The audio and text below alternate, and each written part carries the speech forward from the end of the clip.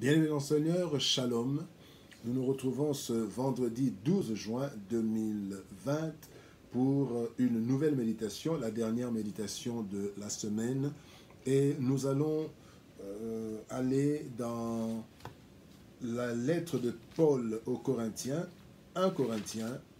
Nous lirons un verset, chapitre 13, verset 13. 1 Corinthiens, chapitre 13, verset 13. C'est de là que nous allons tirer notre méditation de ce jour. 1 Corinthiens 13, 13, c'est le dernier verset.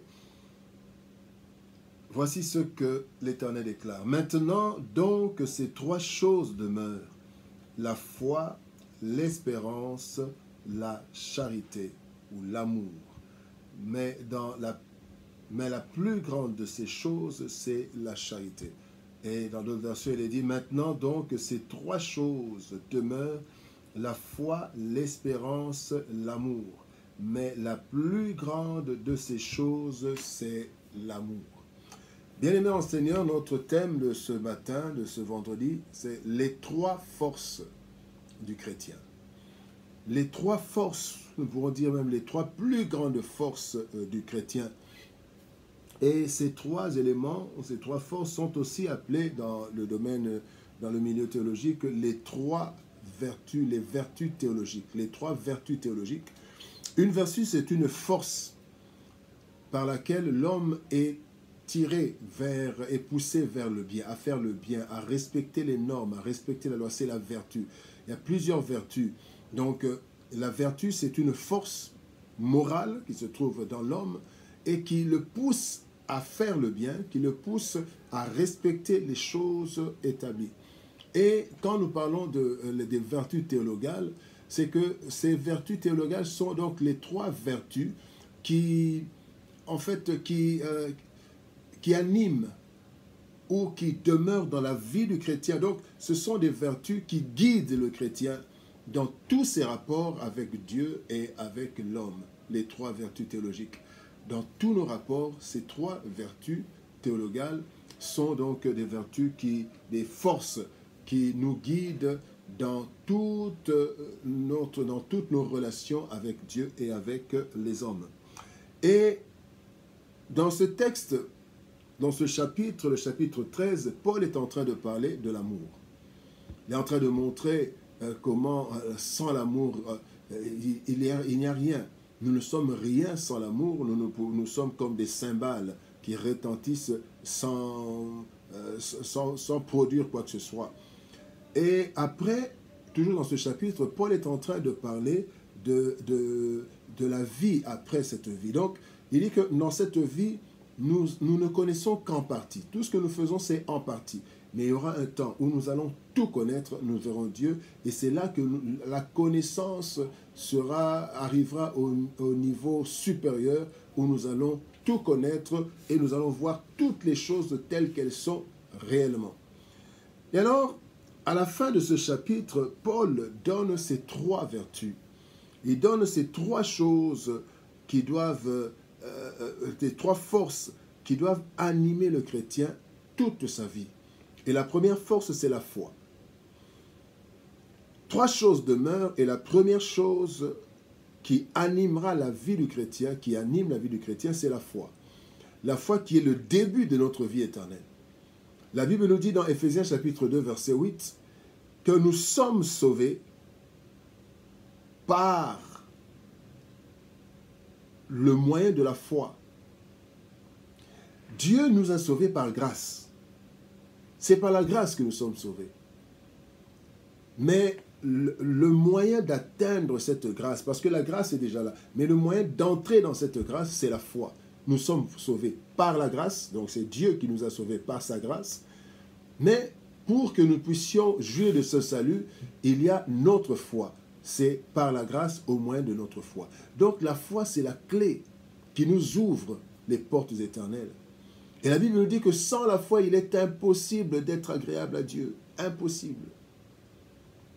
Et la foi, non seulement nous ouvre la porte, mais toute notre marche, nous marchons par la foi selon 2 Corinthiens chapitre 5, verset 7. Nous marchons par la foi. Et quand Jésus-Christ guérissait les malades, accomplissait des miracles dans la vie de plusieurs personnes, il leur disait souvent, ta foi t'a sauvé, ou qu'il te soit fait selon ta foi. Donc cette foi, c'est l'assurance, bien aimé, que nous avons Jésus en nous. L'assurance, la Bible dit, la foi, c'est l'assurance des choses qu'on espère, la démonstration de celles qu'on ne voit pas, l'assurance d'entrer dans le programme de Jésus-Christ, ce programme de salut. Et là, la foi, bien aimé, nous fait vivre toute notre vie, c'est une vie de foi. C'est comme ça que 2 Corinthiens 5, 7 dit, nous marchons non pas par la vue, mais par la foi. C'est par la foi que nous avons espéré qu'en Afrique, la pandémie de coronavirus ne détruira pas comme ailleurs. Nous avons manifesté notre foi et gloire à Dieu, cela aussi s'accomplit. C'est par la foi que nous faisons des exploits, c'est par la foi. Et dans le premier élément, la première vertu, la première force du chrétien, c'est la foi, parce que la foi, c'est le début de sa vie éternelle, et notre foi va nous conduire jusqu'à la fin. Jusqu'à la fin. La deuxième chose, la deuxième force, la deuxième vertu, c'est l'espérance. L'espérance, en fait, c'est une attente ferme des choses, certaines choses. Une attente ferme. Et quand nous avons la foi fait naître en nous l'espérance. L'espérance que nous allons obtenir des choses que nous demandons par la foi. L'espérance qu'un jour nous allons voir le Seigneur tel qu'il est. Vous savez, l'espérance soutient la foi parce que j'ai foi en Dieu, mais l'espérance maintenant attend le vrai salut. Parce que nous sommes sauvés par la foi, par la grâce au moyen de la foi, par le moyen de la foi. Mais ce salut n'est pas total. Nous sommes sauvés, mais nous souffrons encore, nous avons des maladies, il y a plusieurs choses parce que nous sommes encore dans le monde. Et alors, ce qui nous permet d'attendre jusqu'à ce que nous puissions voir le Christ tel qu'il est, être avec le Seigneur, avec l'Éternel, et le voir, lui qui sera notre lumière dans la Nouvelle Jérusalem, ça c'est l'espérance. Et cette espérance, c'est aussi que quand je prie, par la foi, je prie, et je m'attends à l'accomplissement de la chose avec mon espérance. L'espérance me permet d'attendre des choses à venir. Et Romains chapitre 8, verset 24 nous dit, « Car c'est en espérance que nous sommes sauvés. » C'est en espérance que nous sommes sauvés. La foi me permet d'entrer dans le programme de Dieu. Je suis sauvé, oui, mais l'espérance, c'est ce que nous appelons souvent le « déjà et pas encore ». Je suis déjà sauvé, mais pas encore. Je suis déjà sauvé par la foi, mais je dois encore attendre d'être totalement sauvé après ma résurrection, ma mort et ma résurrection. Et ça, c'est l'espérance. L'espérance, donc, me permet d'attendre l'accomplissement de la promesse, l'accomplissement, l'exaucement de ma prière. C'est l'espérance. Et sans espérance, bien-aimés, nous sommes malheureux. Le Seigneur nous dit dans sa parole, il dit, si nous ne croyons qu'au Christ, au Seigneur, pour cette terre, nous sommes les plus malheureux de tous. Notre espérance, c'est qu'un jour, ce que j'ai demandé, je vais recevoir.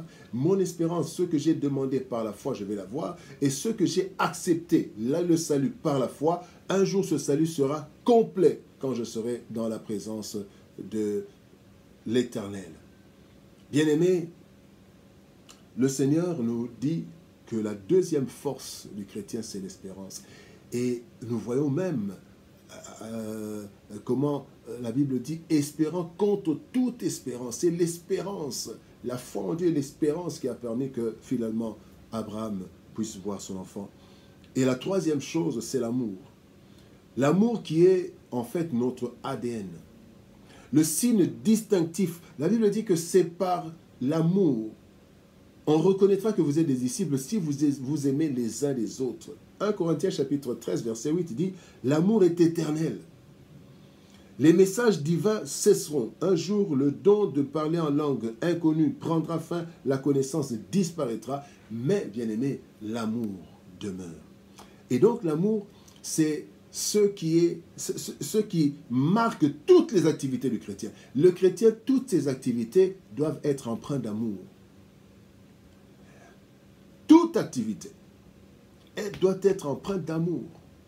Bien-aimé, et le plus grand commandement et le résumé de la loi, le résumé de tous les commandements, c'est aimer Dieu, aimer son prochain, l'amour. Et c'est ça l'amour qui marque la différence du chrétien.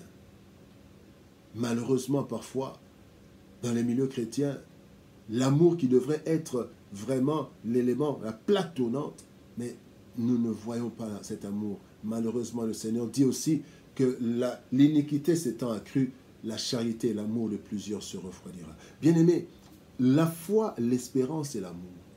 Et quand nous voyons la foi et l'espérance, nous voyons même avant que le Seigneur accomplisse son œuvre. Nous voyons Job, comment Job, par la foi et l'espérance, pouvait dire « Je sais que mon Rédempteur est vivant ». Mon Rédempteur, ça c'est la foi. Je sais que mon Rédempteur est vivant. C'est la foi de Job. Job avait la foi. Et l'espérance, c'est quoi? Que quand il dit « Je sais qu'il se lèvera le dernier ». J'ai la foi qu'il est mon Rédempteur. J'ai l'espérance qu'il va se relever demain. Et l'amour, Job a manifesté son amour envers ses amis, même quand il y a eu les tumultes. Mais à la fin, le Seigneur lui a demandé de prier pour ses amis. Il a prié par amour. Bien-aimé, la foi, l'espérance et l'amour. Trois forces du croyant, les trois forces du chrétien. Et dans toutes ces choses, à la fin, Paul dit, mais la plus grande de toutes ces vertus, de toutes ces forces, c'est l'amour. Parce que l'amour est éternel. Bien aimé, il y aura un certain temps où nous n'aurons plus besoin de la foi. Vous savez, quand vous voyez, même l'espérance, la Bible dit dans le texte que nous avons lu, dans 1 Corinthiens, dans Romains, plutôt 8, 4, 24, or, l'espérance qu'on voit n'est plus espérance. Quand nous verrons Jésus-Christ, nous n'aurons plus l'espérance. C'est là, il est là. Nous n'aurons plus la foi quand nous serons au paradis. Ce n'est plus une question de foi. La foi, c'est l'assurance des choses qu'on espère, la démonstration de celles qu'on ne voit pas. Mais quand on va voir Dieu, quand on sera avec Dieu, quand on va voir notre Seigneur Jésus-Christ, là, on ne parlera plus de foi, on ne parlera plus d'espérance, on ne parlera plus que d'amour. Parce que quand nous le verrons, notre amour pour lui sera au summum. Et nous allons vivre un amour avec le Seigneur de gloire. Bien-aimés, de toutes ces choses, l'amour est au-dessus. Mais pendant que nous vivons, protégeons notre foi, gardons notre espérance et cultivons notre amour. Et Dieu sera glorifié. Que Dieu nous bénisse. Nous sommes arrivés à la fin de notre semaine. C'était la dernière méditation de la semaine. Et par la grâce de Dieu, le dimanche, nous allons nous retrouver pour la prédication dominicale dans ce confinement qui continue. Mais nous espérons et nous sommes en train de voir les signes qui nous pouvons dire que dans les semaines, dans les jours qui viennent, certainement que nous allons reprendre nos cultes. Que Dieu nous bénisse, shalom, et à la semaine prochaine pour les méditations, mais à dimanche pour la prédication dominicale. Au revoir.